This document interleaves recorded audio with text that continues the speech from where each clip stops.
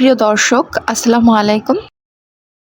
আজকে করে দেখাবো দুরকম পদ্ধতিতে ফুলকপির পাকোড়া। আর যেহেতু এখন রমজান মাস, তো ইফতারিতে আমরা সবাই টুকিটাকি ভাজা পোড়া খাই।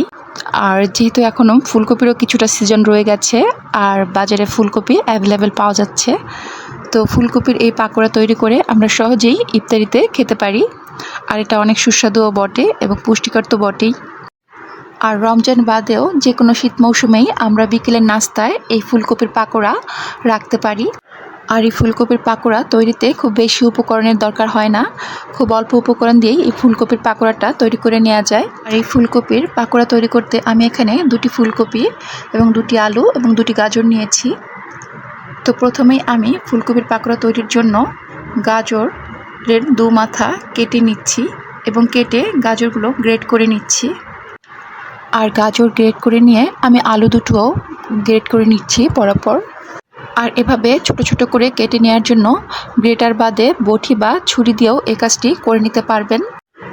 আর গাজর আলু গ্রেট করা হয়ে গেলে আমি 2টি ফুলকপি থেকে 1টি ফুলকপি গ্রেট করে নিচ্ছি। আর ফুলকপি গ্রেট করে নিয়ে আমি কিছুটা ধনেপাতা কুচি করে নিচ্ছি। আর ধনেপাতা কুচি করে নিয়ে আমি পেঁয়াজও কুচি করে নিচ্ছি। এখানে আমি মেজারমেন্ট কাপের 1 কাপের মতো পেঁয়াজ কুচি করে নিয়েছি। আর পেঁয়াজ কুচি করে আমি নিচ্ছি 5টি কাঁচামরিচ, যেটাও আমি কুচি করে নিচ্ছি। ঝাল বেশি খেতে চাইলে আরও 2-1টা বাড়িয়ে দিতে পারেন। এবার এই সমস্ত উপকরণের সাথে অ্যাড করে দিচ্ছি 1 চা চামচ পরিমাণ বিট লবণ, 1 চা চামচ পরিমাণ লাল মরিচ গুঁড়ো, 1 চা চামচ পরিমাণ লবণ, 1 চা চামচ ভাজা জিরার গুঁড়ো, দিচ্ছি ম্যাগি নুডলসের 2টি প্যাকেট মশলা, দিচ্ছি 1টা ডিম, দিচ্ছি কর্নফ্লাওয়ার 5 টেবিল চামচ পরিমাণ, আর সাথে দিয়ে দিচ্ছি ময়দা 2 টেবিল চামচ পরিমাণ। এবার সব উপকরণ খুব ভালোভাবে মিক্সড করে নিচ্ছি। আর ভালোভাবে সব উপকরণ মিক্সড করে নেওয়ার পর এতে আরও অ্যাড করে দিচ্ছি 1 চা চামচ আদা বাটা, যেটা আমি ভুলে গিয়েছিলাম। আর এর সাথে আমি দিয়ে দিচ্ছি 2 টেবিল চামচ পরিমাণ বেসন। আর বেসনটা মিক্সড করে নিয়ে আমার প্রথম পদ্ধতির পাকোড়াটা পুরটা রেডি হয়ে গেছে। এখন শুধু এটা ভাজার পালা। তবে এখন আমি দ্বিতীয়টা তৈরি করে নিয়ে দুটো একসাথে ভেজে নিব। তো দ্বিতীয়টার জন্য আমি একটা ফুলকপি নিচ্ছি আর ফুলকপিটাকে আমি একটু ছোট ছোট করেই কেটে নিচ্ছি।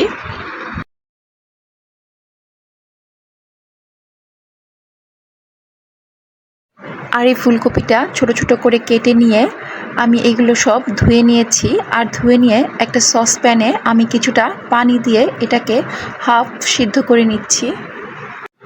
আর ফুলকপিটায় যখন একটু নখ দিয়ে চাপ দিলে নখটা বসে যাচ্ছে, তখনই বোঝা যাবে যেটা হাফ সিদ্ধ হয়ে গেছে। তো আমার ফুলকপিটা আমি চেক করে নিচ্ছি। হ্যাঁ, ফুলকপিটা হাফ সিদ্ধ হয়ে গেছে। তো এবার এগুলো আমি তুলে নিচ্ছি, গোলা তৈরি করে নিচ্ছি। আর এর জন্য আমি এখানে 5 টেবিল চামচ পরিমাণ ময়দা দিয়ে নিচ্ছি।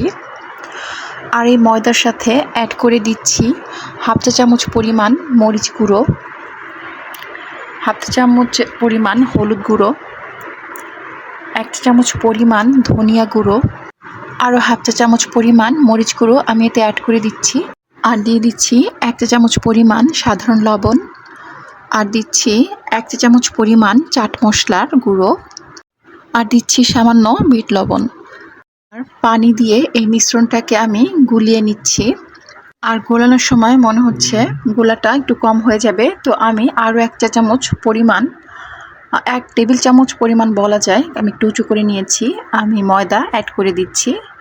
আর এটাতে পানি দিয়ে এটা লিকুইডটা গুলিয়ে নিচ্ছি। যেভাবে এটা উপর থেকে পড়লে এভাবে ঘন হয়ে পড়বে, দেখতেই পাচ্ছেন। এবার ফুলকপিগুলো গোলায় ডুবিয়ে তেলে ভেজে নেওয়ার পালা। এর জন্য চুলায় প্যান বসিয়ে তাতে তেল দিয়ে নিচ্ছি। আর আমি প্রথম যে পাকোড়ার পুরটা তৈরি করেছি, সেই পাকোড়ার পুর থেকেই আগে ভেজে নিব। আর মিডিয়াম টু লো হিটে ভেজে নিতে হবে, খুব বেশি হিটে ভাজা যাবে না, তাহলে উপর থেকে ভেজে যাবে আর ভিতরে কাঁচা থেকে যাবে। তো পাকোড়াগুলো সব ভর্তি করে দিয়ে আমি এর এক পাশ ভেজে নিয়ে অপর পাশটাও উল্টে ভেজে নিচ্ছি। আর পাকোড়াগুলো একটু লাল করে ভেজে নেওয়ার পর এগুলো আমি তুলে নিচ্ছি। পাকোড়ার পুর।